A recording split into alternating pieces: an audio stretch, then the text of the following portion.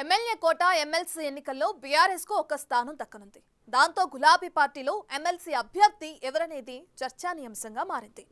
దూరమైన ఓటు బ్యాంకును దగ్గర చేసుకోవడానికి కేసీఆర్ ఆ స్థానాన్ని బీసీ ఎస్సీ వర్గం నేతల్లో ఒకరికి కేటాయిస్తారన్న చర్చ జరుగుతుంది. ఇక దాంతో ఆ వర్గాలకు చెందిన నేతలు అధినేతను కలిసేందుకు ఫామ్ హౌస్ బాట పడుతున్నారు.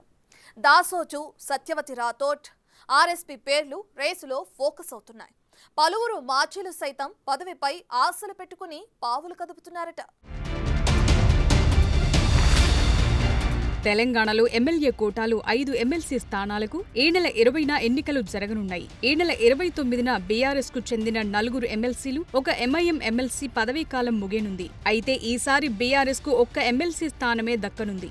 ఆ క్రమంలో బీఆర్ఎస్ నుంచి ఎమ్మెల్సీగా ఎవరికి అవకాశం ఇస్తారనేది హాట్ టాపిక్ గా మారింది. పోటీ తీవ్రంగా ఉండడంతో పార్టీ అధినేత కేసీఆర్ ఆశీస్సులు ఎవరికుండనున్నాయి? బీసీకి ఇస్తారా, ఎస్సీకి ఇస్తారా అనే చర్చ కూడా పార్టీలో జోరందుకుంది. ఇప్పటికీ పలువురు ఆశావహులు ఫామ్ హౌస్ లో ఉంటున్న అధినేత వద్దకు క్యూ కడుతున్నట్లు సమాచారం. ఎస్టీకి మళ్లీ అవకాశం కల్పించే అవకాశాలున్నాయని కూడా పలువురు అభిప్రాయపడుతున్నారు.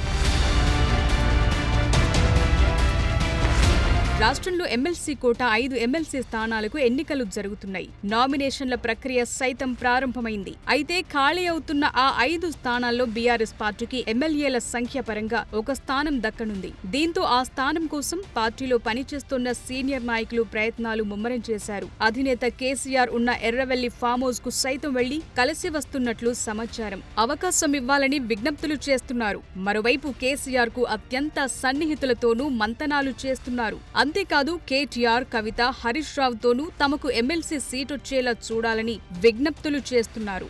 ఎవరికి వారుగా ఆశావహులు తమ స్టైల్లో లాబింగ్లు మొదలుపెట్టారు.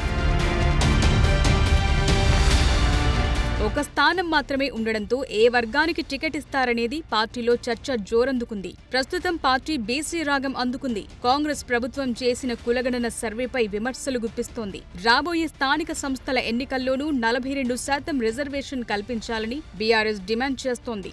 ఈ తరుణంలో బీసీలకు ఎమ్మెల్సీ టికెట్ ఇస్తారా, లేకుంటే బీఆర్ఎస్ బీసీ వాదానికే పరిమితమవుతుందా అనేది హాట్ టాపిక్ గా మారింది. బీసీల నుంచి దాసోజు శ్రవణ్ ముందు వరుసలో ఉన్నట్లు సమాచారం.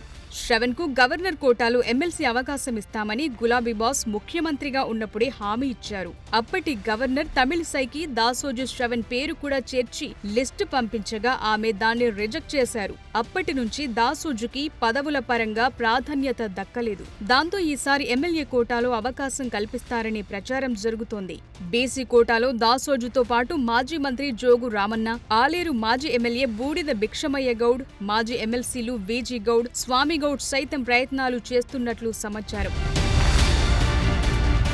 ఎస్టీ సామాజిక వర్గం నుంచి పదవీకాలం ముగియనున్న మాజీ మంత్రి, ప్రస్తుత ఎమ్మెల్సీ సత్యవతి రాథోడ్ తిరిగి ఆశిస్తున్నట్లు తెలిసింది. కేసీఆర్ తో పాటు కేటీఆర్ ను సైతం ఈ విషయంపై కలిసినట్లు సమాచారం.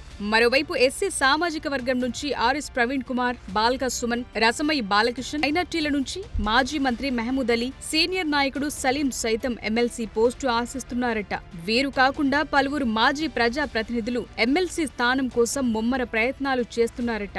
అదలా ఉంటే ఎమ్మెల్యే కోట ఎమ్మెల్సీ ఎన్నికల్లో బీఆర్ఎస్ 2 అభ్యర్థులను నిలిపే ఆలోచన చేస్తున్నట్టు ప్రచారం జరుగుతోంది. ప్రస్తుతం బీఆర్ఎస్ పార్టీకి 28 మంది ఎమ్మెల్యేలున్నారు. 2 అభ్యర్థులకు సరిపోను బలం లేదు. అయినా రెండో స్థానానికి పోటీ చేసి పార్టీ మారిన ఎమ్మెల్యేలను ఇరుకున పెట్టాలని బీఆర్ఎస్ స్కెచ్ గీస్తోందట.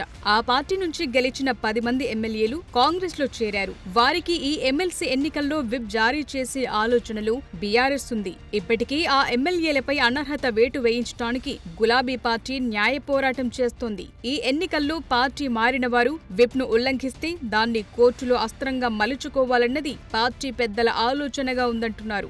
మరి చూడాలి కార్ పార్టీ లెక్కలు ఎలా వర్కౌట్ అవుతాయో.